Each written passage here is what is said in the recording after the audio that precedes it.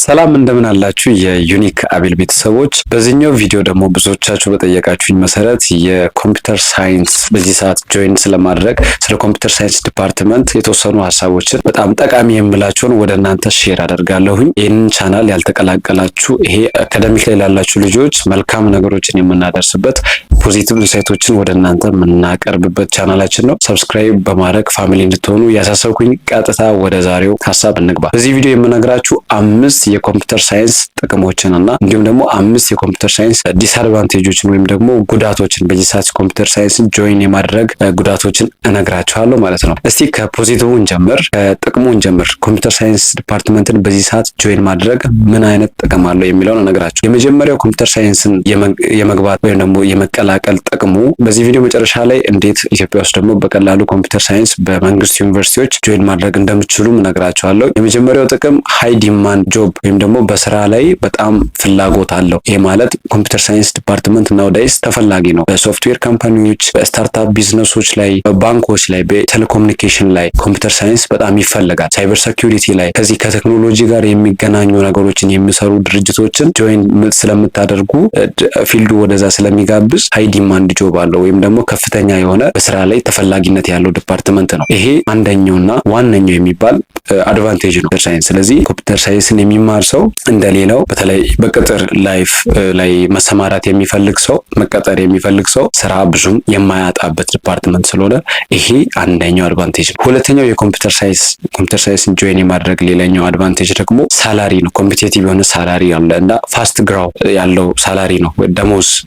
ከደሞዝ አንጻር ስናይ የሚያድግና ቶሎ ደግሞ ሊያድግ የሚችልና ጠቃሚ የሚባል ከሌሎቹ አንጻር ከሌሎች ሙያዎችና ከሌሎች የስራ ዘርፎች በዚህ በኮምፒውተር ሳይንስ የተመረቀ ሰው በዚህ ሰዓት ደሞዙ በቶሎ የማደግ ቻንስ አለው። ላይክ ቴሌ ላይ፣ ላይክ ሶፍትዌር ካምፓኒዎች ላይ እነዚህ ክሬቲቭ ነገሮችን የሚጠይቁ ቦታዎች ላይ የገቡ ሰዎች ጥሩ የሚባል ደሞዝ ይከፈላቸዋል። ሳይበር ሴኩሪቲ ላይ የተሰማሩ ባንኮች ላይ እንደ ሶፍትዌር ኢንጂነር የተቀጠሩ ሰዎች ከፍተኛ ተከፋይ ይሆናሉ ማለት ነው። ሌላኛው አድቫንቴጁ የኮምፒውተር ሳይንስ ወርኪንግ ሪሞት ከርቀት መስራት፣ ኦንላይን ስራዎችን በቂ የሆነ የኮምፒውተር ሳይንስ የሲኤስ ስኪል ካላችሁ ኦንላይን ሪሞት ስራዎችን አፕላይ አድርጋችሁ መስራት ትችላላችሁ። ፍሮም ኤኒዌር ምንም ሎኬሽን ሳይገድባችሁ መስራት ትችላላችሁ። ሌላኛው ደግሞ የራሳችሁን ቢዝነስ ለመጀመር፣ አራተኛው ጥቅሙ ደግሞ የራሳችሁን ቢዝነስ ለመጀመር አመቺ ነው። ይሄ ማለትም በጣም በቂ እውቀት ካላችሁ በዚህ ነገር ላይ በጣም ጥሩ የሆነ ኮዲንግ ላይ ምናምን ጎበዝ ከሆናችሁ የራሳችሁን ዌብሳይት ዴቨሎፕ አድርጋችሁ የሆነ ነገር ለመጀመር ስሞል ቢዝነሶችንም ሊሆን ይችላል የራሳችሁን ነገር በራሳችሁ ዌብሳይት ላይ ራን ለማድረግ በጣም የሚጠቅምና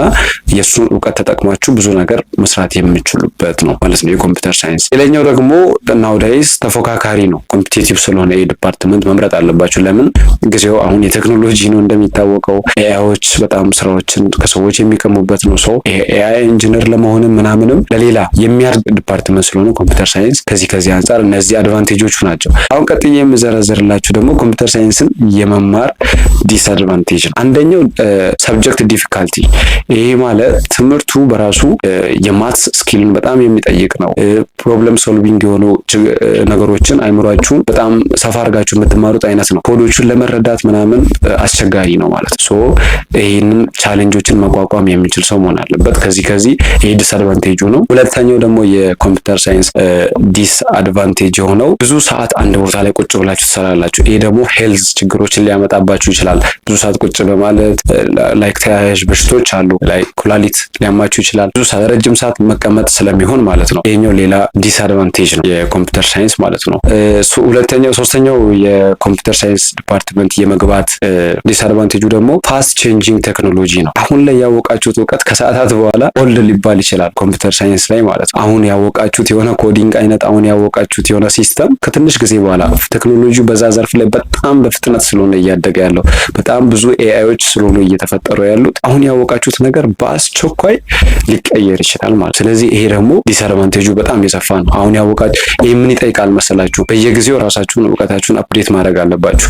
ለምሳሌ ጤና ላይ ሕክምና ላይ የተሰማራ ሰው አንድ ጊዜ ሰርጀሪን ሊሆን ይችላል ብቻ ስለ አንድ በሽታ አንድ ጊዜ በደንብ ካወቀ ቶሎ በሽታዎች የመቀያየር ቻንሳቸው ጠባብ ነው። ስለዚህ አንድ ያወቀው እውቀት ይቀጥልለታል። ኮምፒውተር ሳይንስ ላይ አሁን ያወቃችሁት ኮድ አይነት የሆነ ጊዜ ላይ ፌል ያደርጋል፣ በቃ አይሰራ።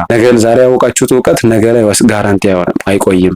ቶሎ ቴክኖሎጂ ይቀያየራል። ከዚህ ጋር በየጊዜው አክቲቭ እና ራስን መቀየር የሚፈልግ አፕዴት የሚያደርግ ሰው መሆን አለበት ኮምፒውተር ሳይንስ ጆይን ማድረግ ያለበት። ስለዚህ ዲፓርትመንቱ ይህንን የሚፈልግ ስለሆነ ሰነፍ የሆነ ሰው ባይገባ ይመከራል ማለት ነው። ይሄ ሌላኛው ዲስአድቫንቴጅ ነው። ሌላኛው ደግሞ ዲባጊንግ ባይ ኮድስ። እነዚህ ኮዶች ይበላሹባቸዋል። ረጅም ሰዓት ሌሊት ሙሉ ምናምን ሰርታችሁ አራችሁ ለብታችሁ ከዛ በኋላ ኮራፕት ሊያደርግ ይችላል። ሲስተሙ ፌል ሊያደርግ ይችላል። ወይም ደግሞ የሰራችሁት ነገር ትክክል ላይመጣ ይችላል ብዙ ኮድ ከጻፋችሁ በኋላ። እነዚህን አይነት ቻሌንጆችን መቋቋም የምችሉ ሰዎች መሆን አለባችሁ ኮምፒውተር ሳይንስ ጆይን ለማድረግ ከማሰባችሁ በፊት ማለት ነው። እነዚህ በጣም የሚታወቁ የኮምፒውተር ሳይንስ ዲስአድቫንቴጆች ናቸው። በዚህ ቪዲዮ በደንብ የነገርኳችሁ የኮምፒውተር ሳይንስ አድቫንቴጅ እና ዲስአድቫንቴጅ ነው። አሁን ወደ መጨረሻው ሀሳብ ስገባ ምን ብያችኋለሁ ቅድም? እንዴት ነው ኮምፒውተር ሳይንስን ጆይን የምናደርገው ኢትዮጵያ ውስጥ መማር የምንችለው የሚለውን ጥያቄ ደግሞ ልመልስላችሁ። ምክንያቱም ኮሜንት ላይ ብዙ ልጆች አንድ ቪዲዮ ከዚህ በፊት ስለ ዲፓርትመንት በሰራሁት ላይ ስጠይቁኝ ነበረ። አድቫንቴጁን ዲስአድቫንቴጁን ከነገርኳችሁ በኋላ አሁን የምነግራችሁ እንዴት ጆይን እናደርጋለን። በግል ኮሌጆች ኮምፒውተር ሳይንስ የሚሰጡ ብዙ የግል ኮሌጆች አሉ ኢትዮጵያ ውስጥ። ሁሉም ይሰጣል ባይባልም አብዛኞቹ ግን የሚሰጡ አሉ እና ኮምፒውተር ሳይንስ ፍሬሽማን ከጨረሳችሁ በኋላ ጆይን አድርጋችሁ ግል ኮሌጆች ላይ በቀላል መማር ትችላላችሁ።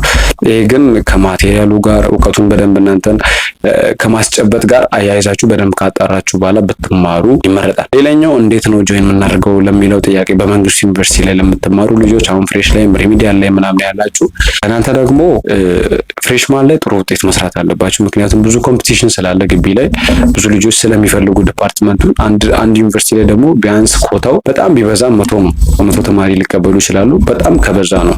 ግን ብዙ ጊዜ 50 ምናምን 53 52 40 ቤት እንደዛ ነው የሚቀበሉት እና እስከ 80ም ይሄዳሉ አንዳንድ ግቢዎች። ፈርስት ጀነሬሽን ዩኒቨርሲቲዎች ስፔሻሊ ትንሽ ተማሪ ስለሚቀበሉ በጣም ማንበብ አለባችሁ። ፍሬሽማን ላይ ጥሩ ውጤት መስራት አለባችሁ። ፍሬሽማን ላይ ጥሩ ውጤት ሰርታችሁ ነው ጆይን ማድረግ የምችሉት። አሁን ላይ ፍሬሽማን ስላለ ፍሪ ኢንጂነሪንግ ትመርጣላችሁ። ግን አንደኛ ሴሚስተር ፍሬሽማን ከተማራችሁ በኋላ ፍሪ ኢንጂነሪንግ የሚባል ላይክ ወደ ሁለት ይከፈላል ዲፓርትመንት፣ የናቹራል ሳይንስ ዲፓርትመንት። አንደኛው ወደ አዘር ናቹራል ሳይንስ ይገባ ነው ሁለተኛ ሴሚስተር ይማራል። ሌላኛው ደግሞ ፍሪ ኢንጂነሪንግ ላይ ይገባል። ሜዲሲን ምናምንም የሚመርጡት ፋርማሲና ሜዲሲን መጀመሪያ ይመርጣሉ።